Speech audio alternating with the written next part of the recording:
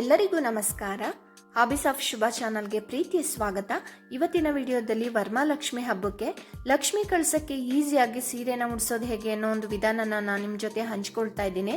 ಚಾನಲ್ಗೆ ಹೊಸಬರಾಗಿ ನೋಡ್ತಾ ಇದ್ರೆ ಪ್ಲೀಸ್ ಸಬ್ಸ್ಕ್ರೈಬ್ ಮಾಡ್ಕೊಳ್ಳಿ. ಹಾಗೆಯೇ ವಿಡಿಯೋ ಇಷ್ಟ ಆದರೆ ಒಂದು ಲೈಕ್ ಮಾಡೋದನ್ನಂತೂ ಖಂಡಿತ ಮರಿಬೇಡಿ. ಬನ್ನಿ ಇವಾಗ ವಿಡಿಯೋನ ಸ್ಟಾರ್ಟ್ ಮಾಡೋಣ. ಮೊದಲಿಗೆ ನಾನು ಸೀರೆನ ಪೂರ್ತಿಯಾಗಿ ಓಪನ್ ಮಾಡಿಕೊಂಡು ಇವಾಗ ನೆರಿಗೆನ ಮಾಡ್ಕೊಳ್ತಾ ಇದ್ದೀನಿ. ನಾನು ಸೀರೆನ ಮಧ್ಯಕ್ಕೆ ಫೋಲ್ಡ್ ಮಾಡ್ಕೊಂಡಿಲ್ಲ, ಫುಲ್ ಸ್ಯಾರಿನ ಈ ಥರ ನಾನಿವಾಗ ನೆರಿಗೆನ ಮಾಡ್ಕೊಳ್ತಾ ಹೋಗ್ತಾ ಇದ್ದೀನಿ. ಒಂದು 8 ರಿಂದ 10 ನೆರಿಗೆಗಳಾದ ತಕ್ಷಣ ನೀವು ಅಲ್ಲಲ್ಲಿ ಕ್ಲಿಪ್ಸ್ಗಳನ್ನ ಹಾಕೋಬೇಕಾಗುತ್ತೆ. ನಾನಿಲ್ಲಿ ಒಂದು 8 ರಿಂದ 10 ನೆರಿಗೆಗಳಾದ ತಕ್ಷಣ ನಾನಲ್ಲಿ ಕ್ಲಿಪ್ಸ್ಗಳನ್ನ ಹಾಕೊಳ್ತೀನಿ.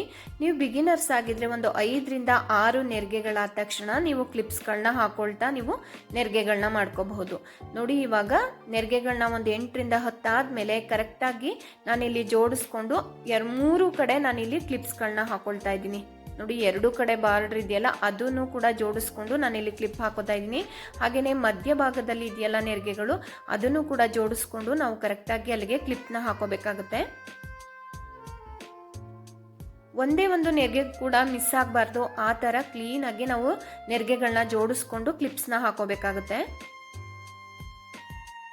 ನೋಡಿ, ಇವಾಗ ಮತ್ತೆ ನಾನು ನೆರಿಗೆನ ಕಂಟಿನ್ಯೂ ಮಾಡ್ತಾ ಇದ್ದೀನಿ. ಸೀರೆನ ಪೂರ್ತಿಯಾಗಿ ಸ್ಟ್ರೈಟ್ ಮಾಡಿಕೊಂಡು ನೀವು ಈ ಥರ ನೆರಿಗೆನ ಮಾಡ್ಕೋಬೇಕಾಗುತ್ತೆ ಫ್ರೆಂಡ್ಸ್.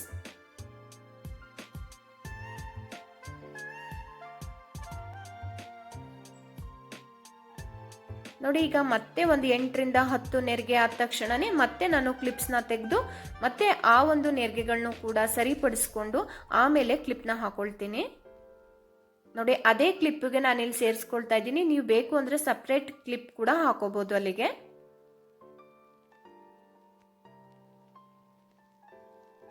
ಮಧ್ಯಭಾಗದಲ್ಲಿರುವಂತಹ ನೆರಿಗೆ ಕೂಡ ನಾನಿಲ್ಲಿ ಸರಿ ಮಾಡಿಕೊಂಡು ಅಲ್ಲಿಗೂ ಕೂಡ ಕ್ಲಿಪ್ಪನ್ನ ಹಾಕೊಳ್ತಾ ಇದ್ದೇನೆ.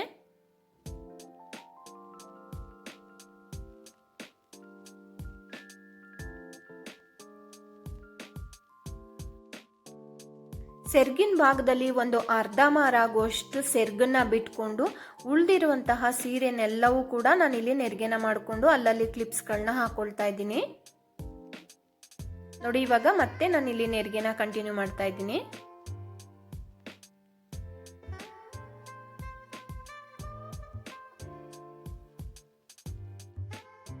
ನೆಕ್ಸ್ಟು ಕೂಡ ನಾನು ಹಿಡಿದಿರುವಂಥ ನೆರಿಗೆನೆಲ್ಲವೂ ಕೂಡ ಸರಿ ಮಾಡಿಕೊಂಡು ಅದೇ ಕ್ಲಿಪ್ಸನ್ನ ಆ ಒಂದು ನೆರಿಗೆಗಳಿಗೂ ಕೂಡ ಹಾಕೊಳ್ತಾ ಇದ್ದೀನಿ.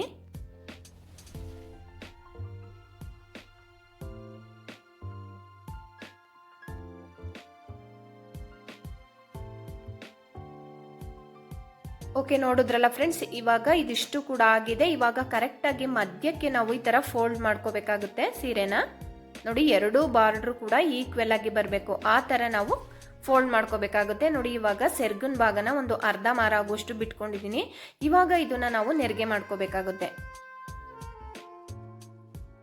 ಬಾರ್ಡ್ರು ಯಾವ ಸೈಡಲ್ಲಿರುತ್ತೆ ಆ ಸೈಡಿಂದ ನಾವು ಈ ಥರ ನೆರಿಗೆನ ಮಾಡ್ಕೋಬೇಕಾಗುತ್ತೆ. ನೋಡಿ, ಇವಾಗ ನೆರಿಗೆನ ಮಾಡಿದ್ಮೇಲೆ ನೆರಿಗೆನೆಲ್ಲ ಸರಿ ಮಾಡಿಕೊಂಡು ಅಲ್ಲಲ್ಲಿ ನೀವು ಸೇಫ್ಟಿ ಪಿನ್ನನ್ನು ಹಾಕೋಬೇಕಾಗುತ್ತೆ. ನೋಡಿ, ನಾನಿಲ್ಲಿ ಒಂದು 3 ಕಡೆ ಪಿನ್ನನ್ನು ಹಾಕೊಂಡಿದ್ದೀನಿ.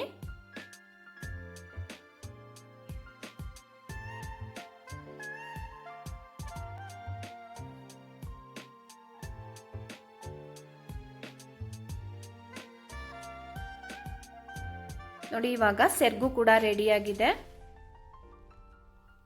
ನೆಕ್ಸ್ಟು ಈ ಕಡೆ ಸೀರೆಯ ನೆರಿಗೆ ಹಿಡಿದಿದ್ವಲ್ಲ ಅದು ಕೂಡ ರೆಡಿಯಾಗಿದೆ. ಈ ಥರ ಜೋಡಿಸಿ ಇಟ್ಕೊಂಡ್ರೆ ನಮಗೆ ಉಡ್ಸೋದಕ್ಕೆ ಈಸಿ ಆಗುತ್ತೆ. ನೆಕ್ಸ್ಟು ಈ ಕಡೆ ನಾನಿಲ್ಲಿ ಟೇಬಲ್ ಮೇಲೆ ಒಂದು ಪೀಠನ ಇಟ್ಟು ಅದ್ರ ಮೇಲೆ ಒಂದು ಬಿಂದಿಗೆ ಇಟ್ಟಿದ್ದೀನಿ. ಅದ್ರ ಮೇಲೆ ಒಂದು ಕಳಸದ ಚೊಂಬನ್ನು ಇಟ್ಟಿದ್ದೀನಿ. ಕಳಸದ ಚೊಂಬು ಮತ್ತು ಬಿಂದಿಗೆಗೆ ನಾನಿಲ್ಲಿ ಅಕ್ಕಿನ ತುಂಬಿಕೊಂಡಿದ್ದೀನಿ. ಹಾಗೆಯೇ ಕಳಸದ ಚೊಂಬಿಗೆ ಒಂದು ಸ್ಟಿಕ್ಕನ್ನು ಗಟ್ಟಿಯಾಗಿ ಕಟ್ಕೊಂಡಿದ್ದೀನಿ.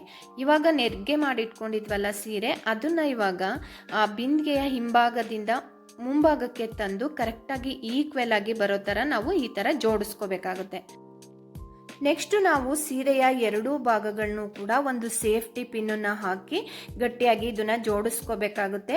ಈ ಥರ ಜೋಡಿಸ್ಕೊಳ್ಳೋಂಥ ಟೈಮಲ್ಲಿ ಒಂದೇ ಒಂದು ಹಸಿ ನೂಲಿಂದ ಸ್ವಲ್ಪ ಈ ಥರ ಟೈಟಾಗಿ ಕಟ್ಕೊಳ್ಳಿ. ಆವಾಗ 2 ಭಾಗಗಳು ಕೂಡ ಅಂದರೆ ಸೀರೆಯ 2 ಭಾಗಗಳು ಕೂಡ ಒಂದು ಕಡೆ ಬರುತ್ತಲ್ಲ, ಆವಾಗ ಈ ಥರ ಒಂದೊಂದೇ ನೆರಿಗೆಗಳನ್ನ ತಗೊಂಡು ಸೇಫ್ಟಿ ಪಿನ್ಗೆ ಸೇರಿಸ್ಕೊಳ್ತಾ ನೀವು ಅದನ್ನು ಕರೆಕ್ಟಾಗಿ ಜೋಡಿಸ್ಕೋಬೇಕಾಗುತ್ತೆ. ನೋಡ್ತಿದ್ದೀರಲ್ಲ, ಈ ಥರ ಜೋಡಿಸ್ಕೋಬೇಕು. ಜೋಡಿಸ್ಕೊಳ್ಳುವಾಗ 2 ಭಾಗಗಳು ಕೂಡ ಒಟ್ಟಿಗೆ ಒಂದೇ ಸಲ ಬರಲ್ಲ, ಹಾಗಾಗಿ ಒಂದು ಹಸಿ ನೂಲಿಂದ ಕಟ್ಕೊಂಡ್ಬಿಟ್ಟು ಆಮೇಲೆ ಸೇಫ್ಟಿ ಪಿನ್ನನ್ನು ಒಂದೊಂದೇ ನೆರಿಗೆಗೆ ಹಾಕೊಂಡು ಈ ಥರ ನೀವು ಸೆಕ್ಯೂರ್ ಮಾಡ್ಕೋಬೇಕಾಗುತ್ತೆ ನೋಡಿ. ಇವಾಗ ಸೇಫ್ಟಿ ಪಿನ್ನಿಂದ ಇದನ್ನ ಕರೆಕ್ಟಾಗಿ ಜೋಡಿಸ್ಕೊಂಡಿದ್ದಾಗಿದೆ. ಇವಾಗ ನೆರಿಗೆಗಳೆಲ್ಲವನ್ನು ಕೂಡ ಸರಿ ಮಾಡ್ಕೊಳ್ಳೋಣ. ಫ್ರೆಂಡ್ಸ್, ನಾನು ನೆರಿಗೆನ ಮಾಡಾದ್ಮೇಲೆ ಒಂದ್ಸಲ ಈ ಬಾರ್ಡ್ರ್ಗಳನ್ನ ಐರನ್ ಮಾಡ್ಕೊಂಡಿದ್ದೀನಿ. ಐರನ್ ಮಾಡಿಕೊಂಡ್ರೆ ತುಂಬ ಚೆನ್ನಾಗಿ ನೆರಿಗೆಗಳು ಕೂರುತ್ತೆ. ಹಾಗಾಗಿ ಒಂದ್ಸಲ ಐರನ್ ಮಾಡ್ಕೊಳ್ಳೋದ್ರಿಂದ ತುಂಬಾ ಚೆನ್ನಾಗಿ ಈ ಒಂದು ನೆರಿಗೆಗಳನ್ನ ಕೂರಿಸ್ಕೋಬಹುದು ನೋಡಿ. ಇವಾಗ ನೆರಿಗೆಗಳು ಚೆನ್ನಾಗಿ ಕೂತ್ಕೊಳ್ತಾ ಇದೆ. ಇವಾಗ ಎಲ್ಲ ನೆರಿಗೆಗಳನ್ನು ಕೂಡ ಕರೆಕ್ಟಾಗಿ ಸ್ಪ್ರೆಡ್ ಮಾಡ್ಕೋಬೇಕಾಗುತ್ತೆ. ಸುತ್ತನೂ ಕೂಡ ಕರೆಕ್ಟಾಗಿ ಸ್ಪ್ರೆಡ್ ಮಾಡ್ಕೋಬೇಕು. ಫ್ರೆಂಡ್ಸ್, ಈ ಮಧ್ಯಭಾಗದ ನೆರಿಗೆಗಳು ಕರೆಕ್ಟಾಗಿ ಕೂತ್ಕೊಳ್ತಿಲ್ಲ ಅಂತ ಹೇಳಿದ್ರೆ ನೀವು ಸೀರೆಯ ಕೆಳಭಾಗಕ್ಕೆ ಒಂದು ಪೇಪರ್ ರೋಲ್ನ ಹಾಕೊಳ್ಳಿ, ಆವಾಗ ಕರೆಕ್ಟಾಗಿ ಕೂತ್ಕೊಳ್ಳುತ್ತೆ. ನೆಕ್ಸ್ಟ್ ನಾನಿಲ್ಲಿ ಬ್ಲೌಸ್ ಪೀಸ್ಗೆ ಲಕ್ಷ್ಮಿಯ ಕೈಗಳನ್ನು ಜೋಡಿಸ್ಕೊಳ್ತಾ ಇದ್ದೀನಿ. ಹಾಗಾಗಿ ಬ್ಲೌಸ್ ಪೀಸ್ನ 4 ಫೋಲ್ಡ್ ಮಾಡ್ಕೊಂಡಿದ್ದೀನಿ. ಫೋಲ್ಡ್ ಮಾಡ್ಕೊಂಡಾದ್ಮೇಲೆ ಲಕ್ಷ್ಮಿಯ ಕೈಗಳನ್ನ ಇಟ್ಟು ಆ ಬಾರ್ಡ್ರಿಗೆ ಕರೆಕ್ಟಾಗಿ ನಾವು ಜೋಡಿಸ್ಕೋಬೇಕಾಗುತ್ತೆ ನೋಡಿ. ಈ ಥರ 1-2 ಗುಂಡ್ ಪಿನ್ ಹಾಕೊಂಡು ನಾವು ಜೋಡಿಸ್ಕೋಬೇಕಾಗುತ್ತೆ.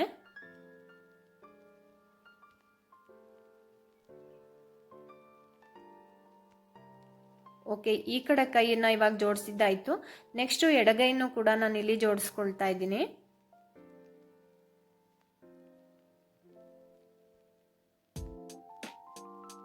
ಯಾವ ಕಡೆ ಬ್ಲೌಸ್ ಪೀಸ್ ಓಪನ್ ಇರುತ್ತೆ ಅದನ್ನ ಒಳಗಡೆಗೆ ಸೇರಿಸಿ, ಕ್ಲೋಸ್ ಇರುತ್ತಲ್ಲ ಅದನ್ನ ಮೇಲ್ಭಾಗಕ್ಕೆ ಹಾಕಿ ನಾವು ಗುಂಡ್ಪಿನ್ ಹಾಕೋಬೇಕಾಗುತ್ತೆ ಫ್ರೆಂಡ್ಸ್ ನೋಡಿ. ಓಕೆ, ಇವಾಗ ಕೈಗಳನ್ನು ಕೂಡ ಜೋಡಿಸಿದ್ದಾಗಿದೆ.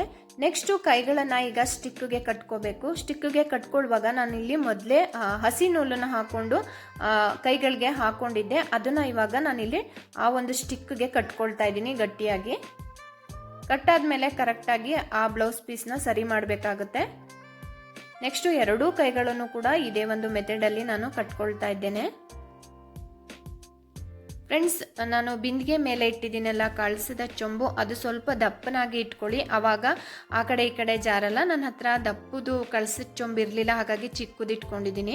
ನೆಕ್ಸ್ಟು ನೋಡಿ, ಇಲ್ಲಿ ಇವಾಗ ಬ್ಲೌಸ್ ಪೀಸ್ನ ಕರೆಕ್ಟಾಗಿ ಕೈಯಿನ ಮೇಲ್ಭಾಗದಿಂದ ಮುಂಭಾಗಕ್ಕೆ ತಂದು ಅದನ್ನು ಕರೆಕ್ಟಾಗಿ ವಿ ಶೇಪ್ ಮಾಡ್ಕೋಬೇಕು.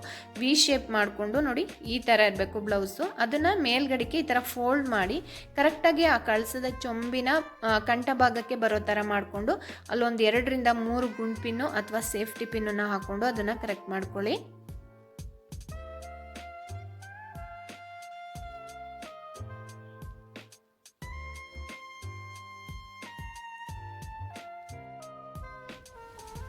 ಬ್ಲೌಸ್ ಪೀಸಿನ ಅಲಂಕಾರ ಕೂಡ ಆಗಿದೆ. ಇವಾಗ ಸೆರ್ಗನ್ನ ದೇವಿಯ ಬಲಭಾಗದಿಂದ ತಗೊಂಡು ನೆಕ್ಸ್ಟ್ ದೇವಿಯ ಎಡಭಾಗದ ಭುಜಕ್ಕೆ ವಿ ಶೇಪಲ್ಲಿ ಹಾಕಿ ನಾವು ಅಲ್ಲಿಗೊಂದು ಹಸಿ ನೂಲಿಂದ ಟೈಟ್ ಆಗಿ ಕಟ್ಕೋಬೇಕಾಗುತ್ತೆ ನೋಡಿ. ಇವಾಗ ಕೈಗಳೇನಾದ್ರೂ ಜಾರ್ತಾ ಇದೆ ಅಂದ್ರೆ ಫ್ರೆಂಡ್ಸ್, ಆ ಕಡೆ ಈ ಕಡೆ ಬ್ಲೌಸ್ ಪೀಸ್ ಇದೆಯಲ್ಲ ಅದು ಹಾಗೇನೆ ಕೈ ಅವೆರಡನ್ನು ಸೇರಿಸಿ ನೀವು ಸೇಫ್ಟಿ ಪಿನ್ನನ್ನು ಹಾಕೊಳ್ಳಿ ನೋಡಿ. ಇವಾಗ ಸೆರ್ಗು ಕೂಡ ರೆಡಿಯಾಗಿದೆ. ಇವಾಗ ಇದಕ್ಕೆ ನಾನಿಲ್ಲಿ ಒಂದು ಹಸಿ ನೂಲನ್ನ ಗಟ್ಟಿಯಾಗಿ ಕಟ್ಕೊಳ್ತಾ ಇದ್ದೇನೆ.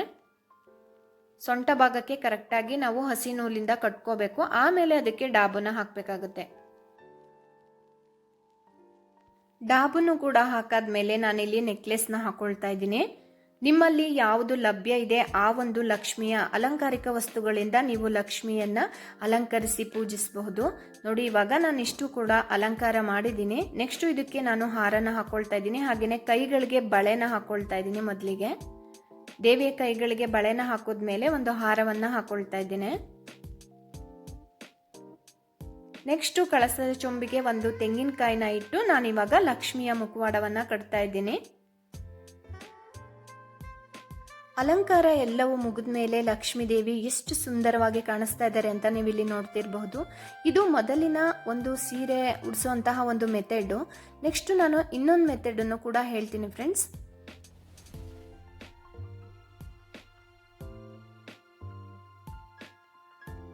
ನೆಕ್ಸ್ಟ್ ನಾವಿಲ್ಲಿ ನೆರಿಗೆನ ಸ್ಪ್ರೆಡ್ ಮಾಡ್ಕೊಂಡಿದ್ವಿ ನೋಡಿ. ಆ ಸ್ಪ್ರೆಡ್ ಮಾಡ್ಕೊಂಡಿರೋಂಥ ನೆರಿಗೆಯ ಕೆಳಭಾಗಕ್ಕೆ ಒಂದು ಪೇಪರ್ ರೋಲ್ನ, ದಪ್ಪದಾಗಿರುವಂಥ ಒಂದು ಪೇಪರ್ ರೋಲ್ನ ಇಟ್ಟು ಈ ಥರ ನೆರಿಗೆಗಳನ್ನ ಪೀಠ ಇಟ್ಟಿದ್ದೀವಲ್ಲ, ಪೀಠದ ಕೆಳಭಾಗಕ್ಕೆ ನಾವು ಸೇರಿಸಿದ್ರೆ ದೇವಿ ಪದ್ಮಾಸನದಲ್ಲಿ ಕೂತಿರೋ ಒಂದು ರೀತಿಯಲ್ಲಿ ಕಾಣಿಸುತ್ತೆ. ಅದು ಕೂಡ ತುಂಬಾನೇ ಚೆನ್ನಾಗಿರುತ್ತೆ ಫ್ರೆಂಡ್ಸ್.